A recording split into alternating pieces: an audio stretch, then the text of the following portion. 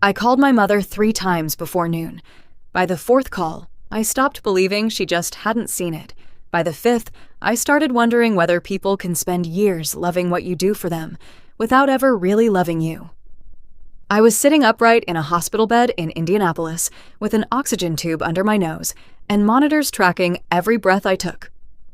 2 hours earlier, I'd been in a conference room trying to approve next week's caregiver schedules. Now, a doctor had just told me they'd found something in my lung that could have gone very differently if I'd waited another day.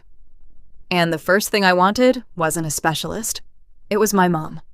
Welcome back to Calm Drama Stories, where the people who quietly carry everyone else finally get their turn to speak.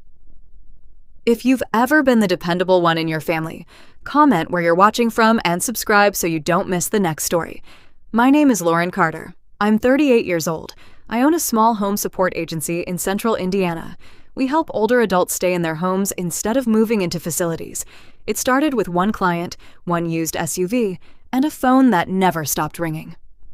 8 years later, I had employees, contracts, and enough stability to help my own family whenever they needed it. And they always needed something. I paid for things quietly. My parents' expenses when retirement stretched thinner than expected. My younger sister Rachel's emergencies. The occasional, just until next month, requests that somehow never came back. I never kept score. At least that's what I told myself. 3 weeks before the hospital, I'd started feeling off. Nothing dramatic, just getting winded too easily. A strange ache behind my knee. One afternoon, I climbed the office stairs and had to stop halfway. My doctor ordered testing, told me not to ignore chest pain. I nodded. Then I went back to work, because people like me don't slow down. People like me become useful. And once everyone gets used to you being useful, they stop asking whether you're okay. The morning everything changed, I was reviewing schedules with my operations manager. I remember holding coffee. Then suddenly breathing felt wrong, like the air in the room had become too heavy. My chest tightened. The cup slipped from my hand. Someone shouted my name, and the next clear memory I have is fluorescent lights moving above me in an ambulance. Hours later, the doctor stood beside my bed. She explained they had caught a serious pulmonary clot. Treatment had started. They were hopeful, but she looked me directly in the eyes and said something that stayed with me. "Call your family." Simple, reasonable, so I reached for my phone. I pressed Mom. It rang, then voicemail. I smiled to myself. She'd call back. Of course she would. I had no idea that by the end of that day, I'd stop calling and start remembering everything differently. I waited 10 minutes before calling again. Not because 10 minutes mattered medically, because 10 minutes felt like a reasonable amount of time for a mother to miss a call and call back, especially when her daughter was in a hospital. Especially when the voicemail said the words serious and lung. The second call went to voicemail too. Then I called my dad. 4 rings. Voicemail. I left another message. Short. Controlled. I've always been controlled. "Hey Dad, I'm at St. Vincent. They found a clot. They're treating me. Can one of you call me back?" I hung up and stared at the screen. Nothing. The nurse came in and adjusted something on my IV. She asked softly if anyone was coming. I smiled automatically. "Yeah, they probably just haven't checked their phones." She nodded politely, but her face did something I didn't notice until later. That tiny expression people make when they hear something they don't completely believe. I tried not to think about it. I opened my work email.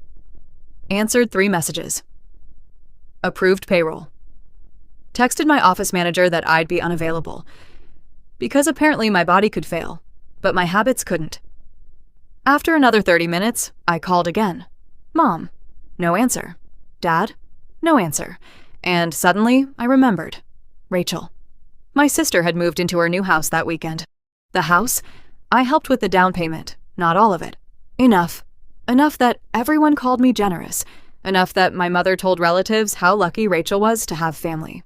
Family. Funny word. I opened the family group chat. At first, I thought I clicked the wrong thread. Photos, messages, people laughing, my mom posting updates, boxes in the kitchen, dad carrying furniture, Rachel smiling in front of the house. Then I saw the timestamp. Minutes ago. Active. All day.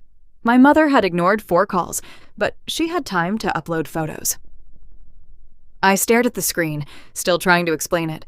Maybe they hadn't listened to voicemail. Maybe. Then a new message appeared. From Mom, we finally got the couch upstairs. 3 laughing emojis. My throat tightened harder than my chest had. I typed, deleted, typed again. Finally I wrote, I'm in the hospital. ICU. No response. 5 minutes later, Rachel replied, OMG, sorry just seeing this. Glad they're taking care of you. That was it. No call, no questions, no, are you okay? Just, glad they're taking care of you. Like I was getting a massage. Like strangers doing their jobs meant family didn't have to. I locked my phone, set it face down, and something shifted. Not heartbreak, not yet. Something quieter. Like a room inside me went silent. That afternoon, my phone finally rang. My heart jumped. Mom, Dad, someone. I grabbed it and froze. It wasn't family. It was my younger brother, Ethan. And the first thing he said changed everything. Lauren, why did I just find out you're in the ICU from Rachel? For a second, I couldn't answer. Not because I didn't know what to say, because I realized something embarrassing. I hadn't called Ethan. Not once. My younger brother found out because my sister casually mentioned in the family chat that I was being monitored. Being monitored, like I was at a dentist appointment, not intensive care, not a clot, not the kind of thing doctors describe using careful voices. Ethan waited. Lauren? I swallowed. Yeah. His tone changed immediately. What hospital? That was it. No speech, no questions about whether it was serious enough, no checking whether he'd be interrupting something. Just, what hospital? I told him. He said, I'm leaving now. Then he hung up. I actually called him back. Old habits. Ethan, you don't have to rush. He cut me off. Why are you talking like this? I blinked. What? Like you need permission to need somebody. I laughed awkwardly. He didn't. Stay where you are. I'm coming. 45 minutes later, there was a knock, and my brother walked in. Work boots, dust on his jeans, school ID badge still hanging from his neck. He looked around the room once. The monitors, the oxygen, my face. Then he looked back at me. His expression changed instantly. Not dramatic, not emotional, just quiet concern. And somehow, that felt bigger. He crossed the room, pulled a chair beside my bed, and said, You should have called me first. That sentence hit harder than anything, not because he was angry, because it never occurred to me. For years, I had trained myself to only ask for help after exhausting every other option, especially from family, especially from people who weren't used to needing me. I looked away. I thought you were working. He stared at me. And? I laughed again. Small, embarrassed. He shook his head. Then he asked the question nobody else had. What did the doctor actually say? So I told him. Everything. The clot, the risk, the waiting, the uncertainty. He listened, didn't interrupt, didn't minimize. When I finished, he just nodded once, then said, Okay. Okay. Not, you'll be fine. Not, don't worry. Not fake optimism. Just, okay. Meaning, I heard you. I'm here. We deal with this now. That night he stayed, ordered terrible cafeteria coffee, answered work calls in the hallway, charged my phone, asked nurses questions I hadn't thought to ask. At one point around midnight, I woke up. He was asleep in the chair beside me, arms crossed, still wearing work boots, like leaving hadn't crossed his mind. And for the first time in years, I started noticing something uncomfortable. The people I gave the least attention to were giving me the most. The people I built my life around hadn't even called. The next morning, my phone lit up. Family group chat. Mom had finally replied. I opened it and stared. Because what she wrote made something inside me go completely still. I expected concern, maybe guilt, maybe a rushed explanation. What I didn't expect was this. Sorry we missed your calls. Yesterday got crazy with the move. We figured if it was serious, someone would contact us. "Hope you're resting." I read it once, then again, then a third time. Not because I misunderstood, because I understood perfectly. We figured if it was serious, someone would contact us. Someone. Not them. Someone. My mother had received the voicemail, seen the missed calls, seen my message, and decided the hospital would handle it. Like family had become optional once professionals entered the room. I locked my screen, set the phone down, and didn't reply. Ethan looked up from his chair. "What happened?" I handed him the phone. He read it. His jaw tightened. Then he gave it back. No speech. No, they didn't mean it. Just, "That's messed up." I nodded, and suddenly I felt tired. Not hospital tired. Life tired, like I'd been carrying a backpack for years, and only now realized it was full of bricks. That afternoon, the doctor came in. Good news. The medication was working. Numbers looked better. The danger was lowering. She smiled and said, "You're responding well." I smiled back, but my mind wasn't there, because I kept thinking about one thing. If this had gone differently, what would happen? Who would make decisions? Who would get called? Who was still written into everything? That evening, Ethan stepped out to get coffee. I opened my notes app, started listing things: insurance, emergency contacts, account access, automatic payments. Then I stopped and opened another app, banking. I looked at recurring transfers, monthly support for mom and dad, the housing funds for Rachel. Everything looked normal. Which suddenly felt strange. Nothing had changed, except now I knew something I hadn't known before. Support had become expectation, not relationship. I stared at the screen for a long time, then closed it. This wasn't anger. That's what surprised me. Anger feels loud. This felt organized, like finally updating records that should have been updated years ago. When Ethan came back, he handed me coffee, sat down, then casually said, "You know, you don't owe people access to your life just because they're related to you." I looked at him. He shrugged. "I'm just saying." Then he looked away, like it wasn't a big statement, but it landed, because nobody had ever said that to me before. Not once. Later that night, after Ethan fell asleep in the chair, I picked up my phone, scrolled past Mom, past Dad, past Rachel, stopped at another name, a name I'd had saved for years, my attorney. I stared at the contact for a long time, then I pressed call, and when he answered, I said 6 words that changed the direction of everything. "I need to update my documents." My attorney answered on the second ring. "Lauren?" His voice changed immediately when I told him where I was. Hospital. ICU, pulmonary clot. Then I told him the rest. Not dramatically, just facts.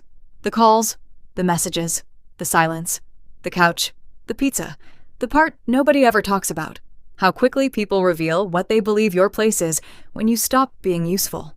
He listened quietly, then asked, "Are you sure you want to make decisions like this while you're here?" Fair question. A good question. I looked around the room, the monitor, the oxygen, my brother asleep in the chair, and I realized something. This wasn't emotional. This was the first decision in years that felt completely clear. "I'm not reacting," I said. "I'm updating." There was a pause. Then he said, "I'll come tomorrow." The next morning, my doctor confirmed I was alert and fully capable of making legal decisions. An ICU nurse agreed to witness. My attorney arrived carrying a thin black folder. Nothing dramatic, no movie scene, just paperwork. Real life is quieter than revenge stories. He opened the folder, went page by page. Emergency contacts, insurance, estate documents, automatic support structures, future instructions, and for the first time, I read everything slowly, not assuming, not hoping, actually reading. My parents' names came off several documents. Rachel's housing transfer was canceled before completion. Long-term support arrangements ended. Emergency authority changed, and one section stopped me. Beneficiaries. I looked across the room. Ethan was pretending not to listen. I smiled, then signed. Not because he showed up, because he already had. The documents closed. My attorney packed everything. Nobody clapped, nothing exploded. Life didn't suddenly become cinematic, but I felt something I hadn't expected. Peace. That afternoon, my mother finally called. I answered. She sounded cheerful, like nothing happened. Then she said, "We're thinking of stopping by later." Stopping by like this was a coffee visit. I smiled, and for the first time in my life, I didn't explain. I didn't make excuses. I didn't chase. I just said, "No need." Silence. Then, "What does that mean?" I looked out the hospital window and answered honestly, "It means I know everybody's schedule now." She laughed nervously. I didn't. We talked for less than 3 minutes. When it ended, I set the phone down. Ethan looked over. "You okay?" I thought about it, then nodded. "Yeah." And I meant it. 3 months later, I was back at work. Healthy, slower, better. My family noticed changes. Less access, fewer rescues, more boundaries. Nobody liked it at first, but something strange happened.